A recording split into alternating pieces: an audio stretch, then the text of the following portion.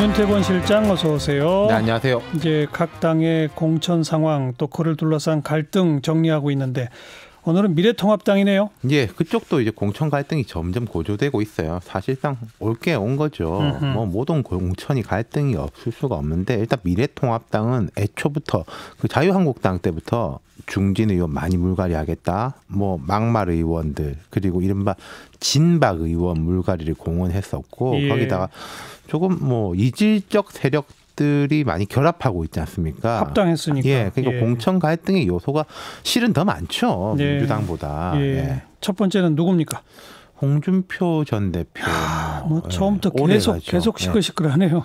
그러니까 이분이 이제 애초에 밀양, 의령, 함안, 창녕 고향에 출마하려고 하다가 이제 당에서 압박이 들어가니까 그럼 양산을로 출마하겠다. 네. 먼저 좀 선두를 쳤지 않습니까? 예. 근데 이제 공관위에서 안 된다. 서울 강북에 나가라. 이러고 이제 접점을 못 찾고 있는 상황에서 미래통합당이 양산을 공천 신청을 추가 접수하기로 했어요. 추가 접수란 얘기는 무슨 뜻이에요? 그럼? 이 통상 다른 당에서도 보면은 이게 전략이라든지 이렇게 하기 위해 가지고 추가 접수를 하는 경우가 많습니다. 물론 추가 접수를 해서 경선을 붙인 경우도 있어요. 지금 예. 여기 이제 양산을 같은 경우에 기존에 홍 대표가 이야기하기 전에도 그 신청한 사람들이 좀 있거든요. 근데 이제 일단은 추가 공모 신청에 현재 응한 사람은 홍 전 대표 본인입니다. 예. 그 외 대리인을 통해서 서류를 접수했습니다. 네. 그리고 홍 전 대표가 얼마 전에 이제 면접 심사 본 이후에 나는 이미 밀양에서 컷오프 당한 거나 다름없다. 컷오프를 2번 당할 이유가 있는지 잘 모르겠다. 만약에 양산을도 안 된다 그러면 그게 두 번째 컷오프란 뜻 아니겠어요? 그렇죠. 그러니까 컷오프를 2번 당하면은 정계 은퇴나 무소속 출마 중에 택할 수밖에 없다. 이랬고 네. 또 김태우 전 지사 예. 뭐 빅투지 않습니까? 경남권에서 거창, 함양, 산청, 합천에 공천 신청했는데 여기도 고향이 거창이거든요. 그렇죠. 당은 창원, 성산에다 전략 공천 주겠다 하는데 본인은 공천장 주면 반납한다. 반드시 고향에 출마한다 이러고 있어요. 네. 앞에 얘기한 양산을은 지금 김두관 후보가 나가는 그렇죠. 곳이고 지금 요 창원 창원 성산은 정의당의 여영국 의원이 있죠. 고 노회찬 의원 지역구였던 그렇죠. 거기고. 네. 결국 경우에 따라 두 사람 다 무소속 출마 가능성이 있네요. 그러니까 이제 공천 탈락하고 무소속 출마하는 경우는 원래 종종 있습니다. 현행선거법상 경선 탈락자는 승복해야 됩니다. 하지만 전략 공천이라든지 뭐 컷오프 이런 식으로 탈당되는 사람, 그러니까 경선에 안 붙여지는 사람은 탈당해서 출마할 수 있어요. 법적으로. 예. 민주당에서 지금 오재세 의원 등이 뭐 그러겠다라고 하고 있고 뒤에도 설명하겠지만은 통합당에서도 무소속 출마하는 사람도 좀 있는데 이 두 사람은 위상이 좀 다르잖아요. 김태호, 홍준표 두 사람. 예. 네, 네. 일반 의원들은 무소속 출마해서 당선된 이후에 슬쩍 당이 이제 복당시켜주고 그러는데 이런 경우에는 복당할 때도 또 명분이 있어야 되고 그럼 공천에 대한 책임 뭐 이런 것까지 가니까 그렇죠. 단순한 예. 이야기가 아니라는 거죠. 또 다른 사람 누가 있습니까? 그 밖에 이제 뭐 비례대표 초선이자 최고위원인 김순례 의원은 분당을 선거구에 공천 신청했다가 경선 없이 컷오프 됐습니다. 5.18 폄하 논란. 징계까지 받았잖아요. 그렇죠. 예. 예.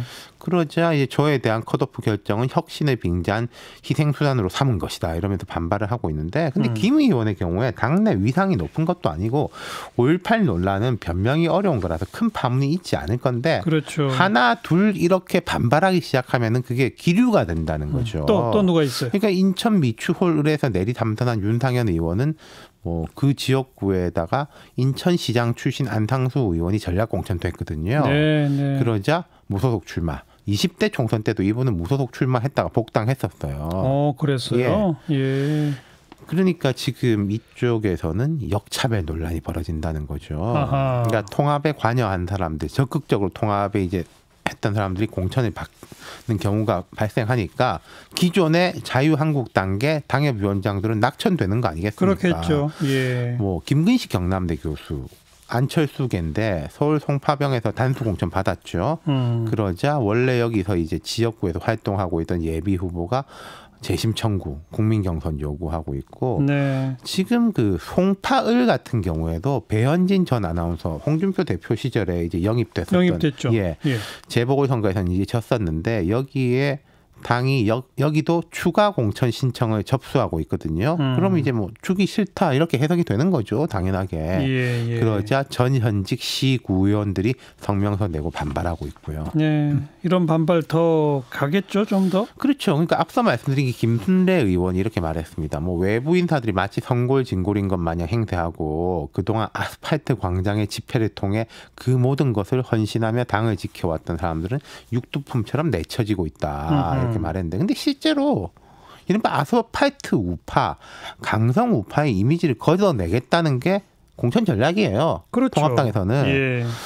그리고 이제 우리공화당, 정광훈 목사의 자유통일당 이런 쪽도 뭐 그닥 호응이 현재로서는 강하지가 않죠. 네. 그렇다면은 최악의 경우에 무소속으로 갈 사람들은 상당히 있을지는 몰라도 외부의 어떤 세력, 뭐 김순례 의원이 말한 아스팔트 광장의 그 세력하고 힘을 합쳐가지고 미래통합당과 보수 경쟁하기는 쉽지는 않아 보여요. 제가 생각할 때는. 예. 다만 이제 변수는 하나가 있겠죠. 변수? 예. 무슨 변수요? TK 지역이에요. TK. TK. 예. TK는 지금 자진 불출마 몇 자리를 제외하고는 아직 공천 작업이 제대로 진행 못 되고 있습니다. 이 코로나 사태 때문에. 하지만 듣기로는 내부적으로는 상당히 진행돼 있다는 이야기가 있거든요. 네. 아주 많이 좀 컷오프한다. 예. 그럼 그 컷오프 당하는 사람들이 조직적으로 뭉쳐가지고 행보를 보인다. 그럼 좀 이야기가 달라지겠죠. 수도권은 몰라도 TK에서는 상당히 영향력을 행사할 수 있는 건데 근데 결국 이건 제가 볼 때 지지율에 달렸습니다. 맞아요. 그러니까 김영호 공관위원장이 박수를 받고 계속 높은 평가를 받는다면은 낙천자들의 반발이 힘을 잃을 것이고 미래통합당과 공관위 자체가 흔들린다면은 낙천자들의 반발에 힘이 실릴 것이고 그러니까 낙천자들 입장에서는 내가 살기 위해서는 당이 어려워져야 된다. 이 묘한 이상한 프레임이 되는 거죠. 네, 여기까지. 네. 윤태권 실장이었어요. 감사합니다.